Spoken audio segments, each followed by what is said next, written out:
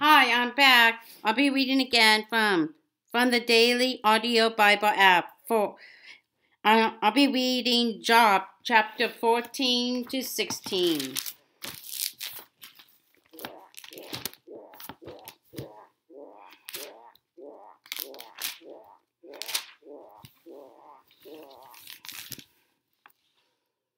Job chapter 14 to 16. Job chapter 14. Man born of woman is a few days and full of trouble. He springs up like a flower and withers away. Like a fleeting shadow, he does not endure. Do you fix your eye on such a one? Will you bring him before you for judgment?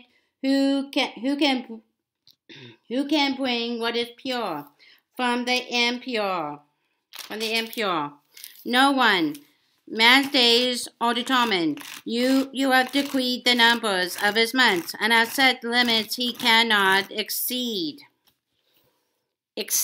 So look away from him and let him alone, till he has put in his time like a hired man.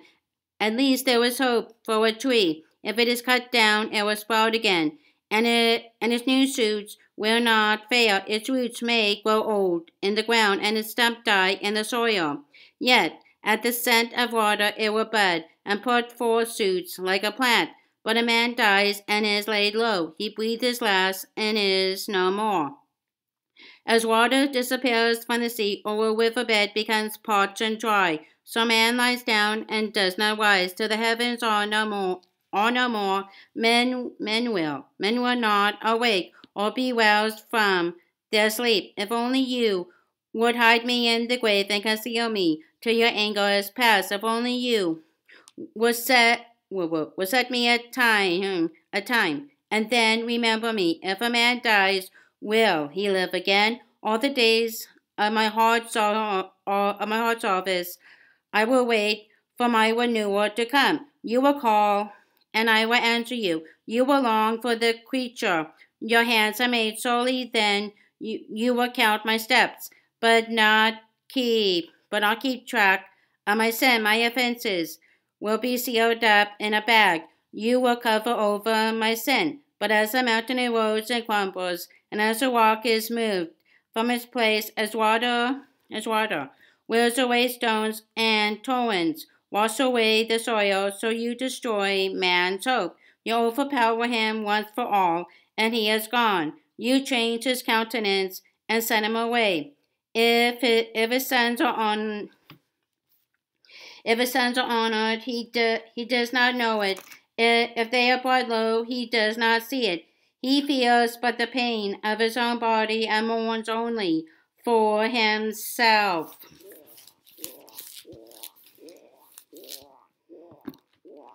Job chapter 15, verse 4, shocking lack of pity.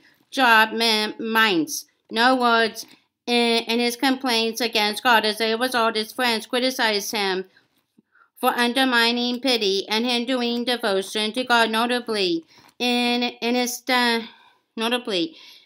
summing up speech, God did not condemn Job's very moods. He instead dismissed the pitiless words of Job's friends. Counselors know that repressed feelings of anger or disappointment don't just disappear.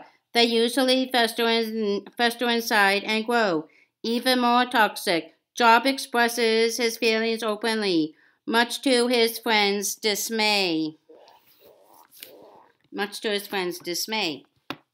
ELIPHAZ, Job chapter 15.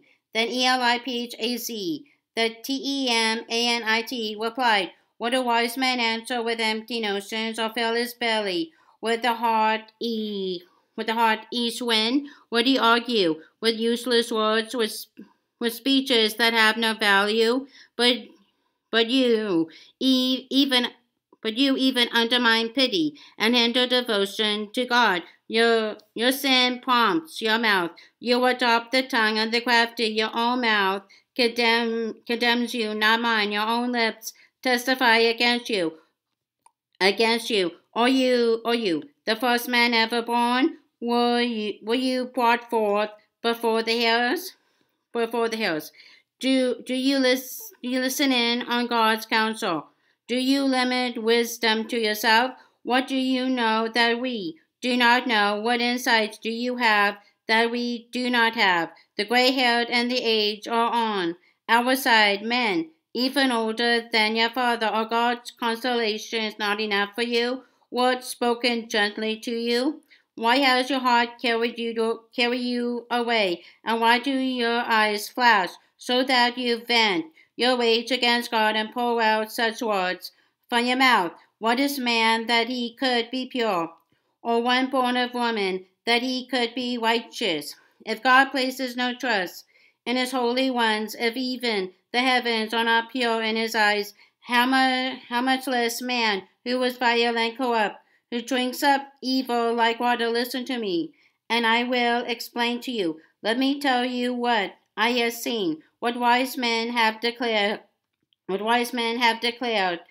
hiding nothing received from their fathers, to whom alone the land was given, when no alien passed among them. All his days the wicked man suffers torment, the ruthless, through all the years stored up for him. Terrifying sounds fill his ears. When all seems well, marauders attack him. He despairs of escaping the darkness. He is marked for the sword. He wanders about, food for vultures. He knows the day of darkness is at hand. Distress and anguish fill him with terror. They overwhelm him like a king poised to attack, because he shakes his fist at God and vaunts himself against the Almighty, defiantly charging against him with a thick, strong shield. Though his face is covered with fat, and his waist bulges with flesh, he will inhabit ruined towns and houses where no one lives, houses crumbling with rubble. He will no longer be rich, and his wealth will not endure, nor will his possessions spread over the land. He will not escape. The darkness of flame will wither his shoots, and the breath of God's mouth will carry him away. Let him not deceive himself by trusting what is worthless, for he will get nothing in return. Before his time he will be paid in full, and his branches will not flourish. He will be like a vine. He will be like a vine, stripped of its unripe grapes, like an olive tree shedding its blossoms. For the company of the godless will be barren, and fire will consume the tents of those who love bribes. They conceive trouble and give birth to evil. The womb fashions deceit. Job chapter 16, verse 9. When God seems angry in his trauma, Job could not help feeling that he was a subject of God's anger. Many people who undergo great pain feel the same. In Job's case, however, we know that God was not angry with him. God had held him up before Satan as a man who fears God and shuns evil. Chapter 1, verse 8. Verse 8, Job chapter 16. Then Job replied, I have heard many things like these, miserable comforts are you all. Will your long-winded speeches never end? What ails you that you keep on arguing? I also could speak like you. If you were in my place, I could make fine speeches against you and shake my head at you. But my mouth would encourage you.